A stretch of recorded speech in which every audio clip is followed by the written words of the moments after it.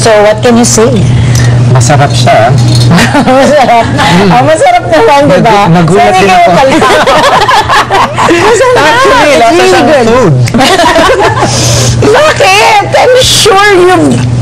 Pero kasi feeling ko, if we were left to our own devices, parang hindi talaga. Asa nagpapanik kayo? So it's really not something you're comfortable Yes, with. I think that's it. Or ayaw naming ma-judge.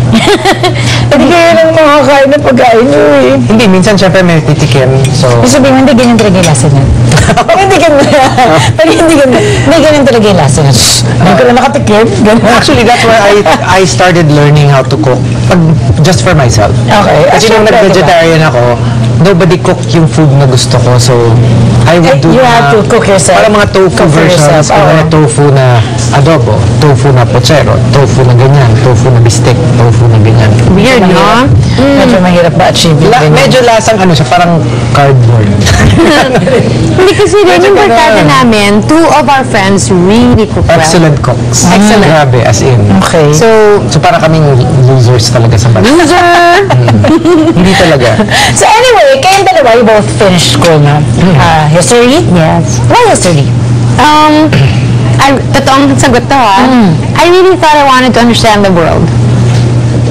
So I thought knowing the Would make you event, understand the world? I really thought that it would. Okay, so kailan dumating sa iyo yung reality na, oh, this is not the way?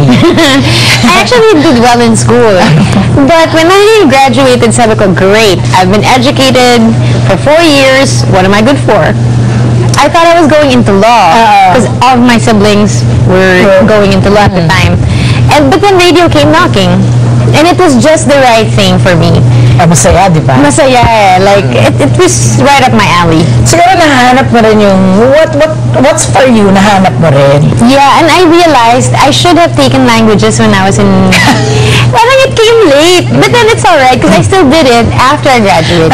Ganun talaga yun, di ba? Kasi kung yung knowledge natin now, we had it when we were 15 or 16. We would know what to do. Ang galing mo natin. Yeah. Boring.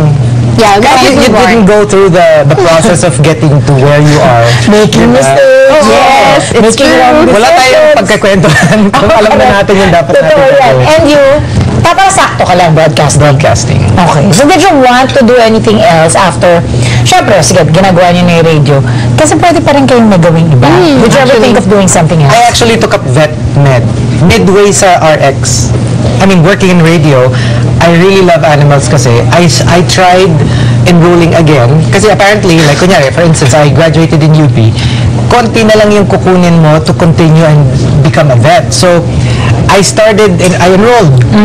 I had a couple of chemistry subjects, ganyan. So, I would go to work in the morning. And then study after lunch, I'd go straight to UP and then take my subjects. Parang I had to choose eventually. Hindi pwede eh. It's So, difficult. parang madali, At saka it seems fun na parang, uy, diba? Tapos when I'm there, some of my classmates know me, ganyan. Tapos nakikinig sila sa radyo, ganyan. So medyo cool, diba?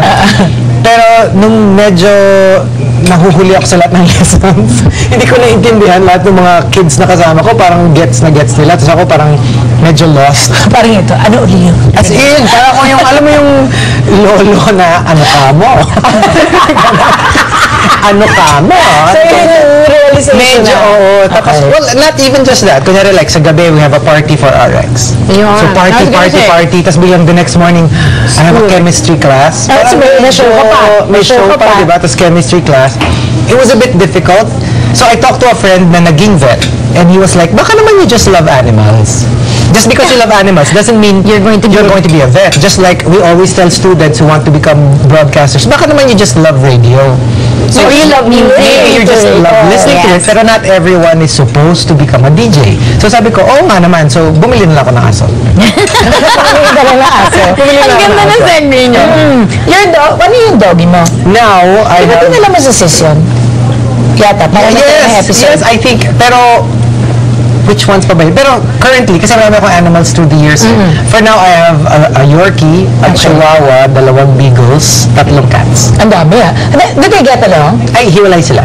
He used to have guinea pigs, a turtle, African frogs. African frog. May aviary kami. Meron din akong iguana. Meron din ako, ngayon meron akong koi, Japanese koi. Yun, nandun pa rin. All in one house? Yes. No, Yung cats lang ang different. ano mo yung cats niya sa condo?